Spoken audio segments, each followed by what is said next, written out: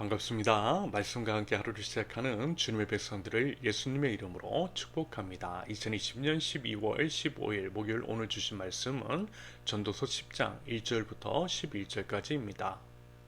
죽은 파리들이 향기름을 악취가 나게 만드는 것 같이 적은 우매가 지혜와 종교를 난처하게 만드느니라. 지혜자의 마음은 오른쪽에 있고 우매자의 마음은 왼쪽에 있느니라. 우매한 자는 길을 갈 때에도 지혜가 부족하여 각 사람에게 자기가 우매함을 말하느니라. 주권자가 내게 분을 일으키거든 너는 내 자리를 떠나지 말라. 공손함이 큰 허물을 용서받게 하느니라. 내가 해 아래에서 한 가지 재난을 보았노니 곧 주권자에게서 나오는 허물이라. 우매한 자가 크게 높은 지위들을 얻고 부자들이 낮은 지위에 앉는도다. 또 내가 보았노니 종들은 말을 타고 고관들은 종들처럼 땅에 걸어 다니는도다. 함정을 파는 자는 거기에 빠질 것이요 담을 허는 자는 뱀에게 물리리라. 돌들을 떠내는 자는 그로 말미암아 상할 것이요 나무들을 쪼개는 자는 그로 말미암아 위험을 당하리라. 철 연장이 무디어 졌는데도 나를 갈지 아니하면 힘이 더 드느니라. 오직 지혜는 성공하기에 유익하니라. 주스를 베풀기 전에 뱀에게 물렸으면 술객은 소용이 없느니라. 아멘. 전도서 기자는 계속해서 지혜의 중요성에 대해서 이야기합니다. 지혜는 당연히 하나님으로부터 오는 것, 결국 하나님을 경외하는 것이 지혜임을, 하나님을 알고 또 하나님의 뜻을 알아 하나님의 뜻 위에 서 있는 것이 참 지혜라고 하는 말씀입니다. 그리고 이제 그러한 지혜가 있을 때에 영혼이 잘되고 범사에 잘되며 강건할 것인데, 또한 그런 우리 자신들을 통해 우리 이웃들도 그와 같은 복을 누리게 될 것이라는 의미입니다. 물론요, 이것은 영원의 관점에서이겠죠. 영원하지 않은 이 땅, 현세적인 관점에서 보면 꼭 이 말처럼 되지 않는 모순적이고 부조리 가득한 세상임을 결코 부인하지는 않습니다. 그래서 헛되고 헛되다고 이야기했던 거예요. 하지만 그렇기 때문에 전도서 기자는 우리의 시선을 자꾸만 하나님에게로, 자꾸만 하나님 나라로 돌리고 있는 겁니다. 영원하지 않은 이 땅의 인식, 관점, 가치관, 시선 같은 것이 아니라 영원의 관점에서 바라보자라는 거예요. 그러면 이해될 것이고, 모든 것이 온 우주의 왕이신 하나님의 주권과 하나님의 섭리에 따라서 결국 하나님의 뜻, 하나님의 계획대로 하나님의 정의와 공의, 그리고 치유, 회복, 온전케 하심의 역사가 가득한 하나님의 나라가 세워질 것이라는 말씀입니다. 부디어 그에 대한 믿음과 소망에 따라서 하나님 나라 백성다움이 있는 저와 여러분들, 하나님의 참 지혜로 살아갈 줄 아는 하나님 나라 백성들 되실 수 있기를 바랍니다. 오늘 본문은 우매자, 다시 말해서 어리석은 자의 폐해, 그 미치는 영향 같은 것들에 대해서 이야기하면서요, 그 반대급부로서 지혜자의 중요성과 소중함을 알아 그것을 깨달으라는 말씀입니다. 전도자는 단언해요. 비유가 참 적절하다 싶은데요, 죽은 파리들이 향기름, 좋은 향기 나는 기름, 향수 같은 것들을 망치고 심지어는 악취가 나게 만드는 것처럼 어리석은 사람이 그가 속한 곳을 망친다라고 하는 것들을 이야기하며 경계합니다.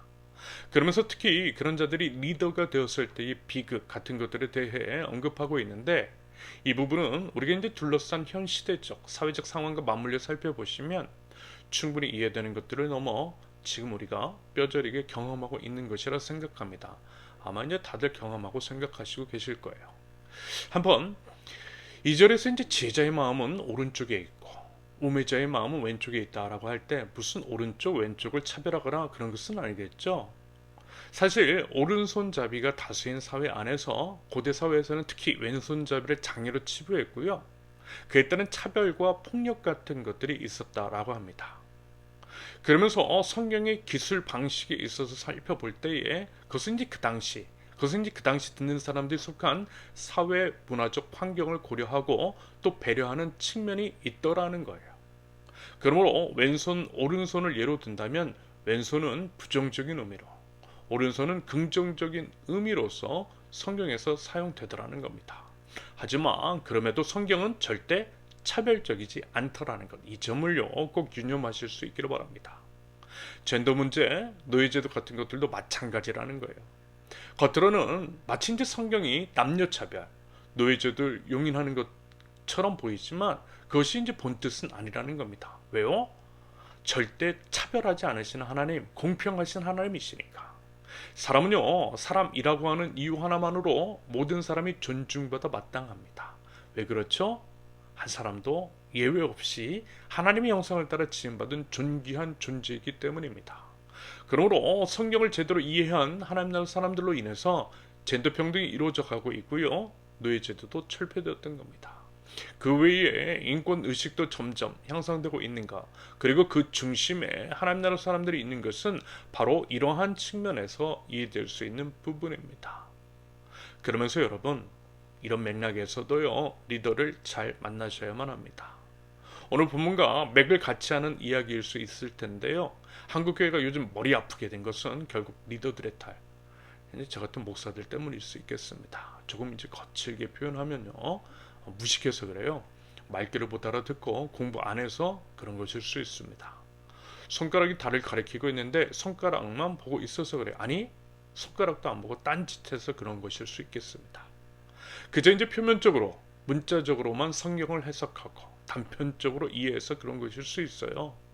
제대로 알지도 못하면서 억지를 부리고 잘못된 해석을 강요해서 그런 것일 수 있겠습니다. 한국교회 안에 반지성주의가 팽배한 것, 바로 그것입니다. 그래서 여러분, 깨어 있어야만 하는 거예요. 일단은 좋은 리더를 만나셔야 하는 것이고요. 사람을 절대 맹종하면 안 되는 겁니다. 여러분, 우리가 따를 분 오직 예수 그리스도밖에 없습니다. 여러분, 리더의 말도 비판적으로 따져볼 수 있어야만 하는 거예요. 그가 하는 말이 정말 성경적인지 아닌 것인지, 하나님께서 본래 말씀하시고자 하는 하나님 나라에 관한 것인지, 아니면 자기 욕심을 차리기 위한 것인지를 여러분 따져보셔야 한다는 거예요. 제가 지금 드리는 말씀도 마찬가지입니다. 지금은 참으로 분별이 필요한 마지막 때, 우리 자신의 운명, 믿음, 구원, 너무나 소중한 것들을 함부로 어리석은 자들에게 맡기지 않을 수 있기를 바랍니다.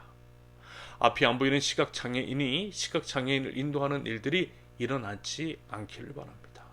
더불어 여러분, 리더들을 위해서 정말 힘써 기도해야만 합니다. 5절에서도 재난이라고 표현하고 있잖아요.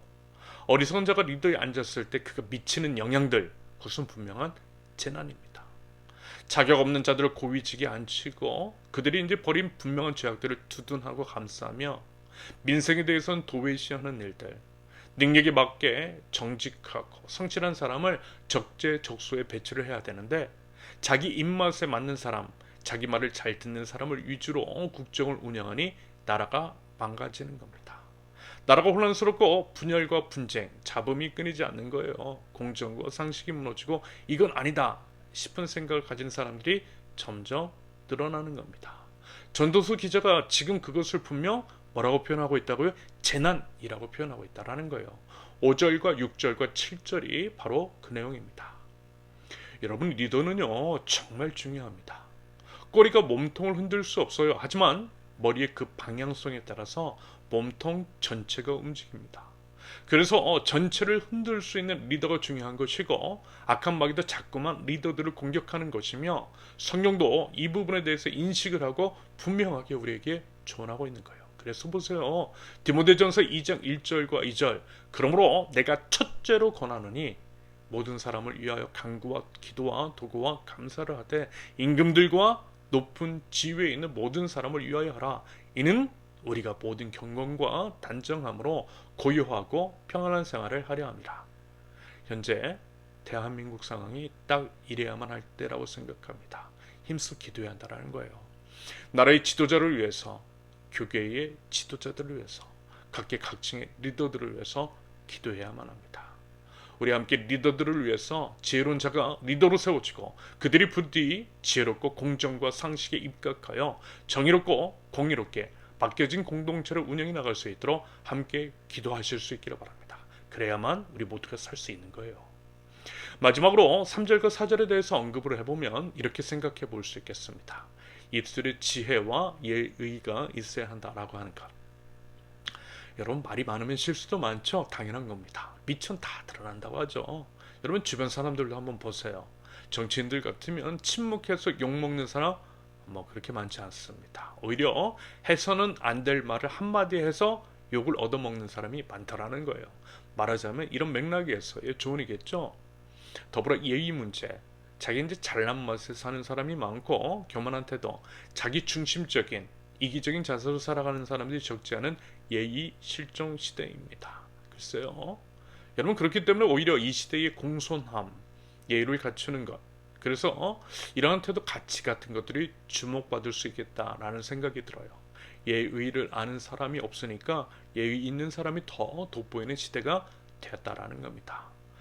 저도 이제 나이를 조금씩 먹어가면서 확실히 예의를 갖추는 게 좋다라는 거예요. 예의 있는 사람에게 뭐 하나라도 더 주고 싶고, 이왕 비슷한 능력이면 예의 있는 사람 뽑고 싶어요. 무례한 사람은 만나고 싶지가 않습니다. 사람 마음 다 똑같지 않습니까? 게다가 예의라는 것은 사람에 대한 존중의 태도에서 비롯되는 것으로 볼 수 있겠습니다. 서로의 모습 속에서 하나님의 형상을 볼 줄 아는 하나님 나라 백성이라면 응당 예의를 갖추는 것이 맞겠다라는 겁니다. 부디 그러한 삶의 지혜가 있는 저와 여러분들, 예의가 있고 말에 지혜가 있으며 이 땅의 리더들을 위해서 기도하며 나아가되 하나님을 경외함으로 하나님의 뜻을 따라 생각하고 또 그것들을 실천할 줄 아는 하나님 나라 백성들 모두가 되실 수 있기를 예수님의 이름으로 축원합니다. 자, 이제 다 함께 기도하겠습니다. 하나님의 지혜를 구합니다. 하나님, 이 땅의 리더들을 위해서 기도합니다. 먼저는 지혜 있는 자, 실력 있는 자, 바른 성품을 가진 자들이 이 땅의 리더가 될 수 있도록 하나님 인도하시고, 그들이 하나님을 경외하고 사람들을 존중하는 태도로 맡은 바 소임을 온전히 감당할 수 있도록 하나님 은혜를 더하여 주시옵소서. 하나님 입술에 지혜가 있기를 원합니다. 말을 많이 하기보다는 듣는 자가 되게 하시며 마주하는 사람들을 지위, 고화, 그 외 다른 어떤 조건과 상황에 상관없이 존중하고 배려하며 예의를 지킬 줄 아는 바른 태도가 있게 하옵소서. 하나님, 날이 많이 추워졌습니다.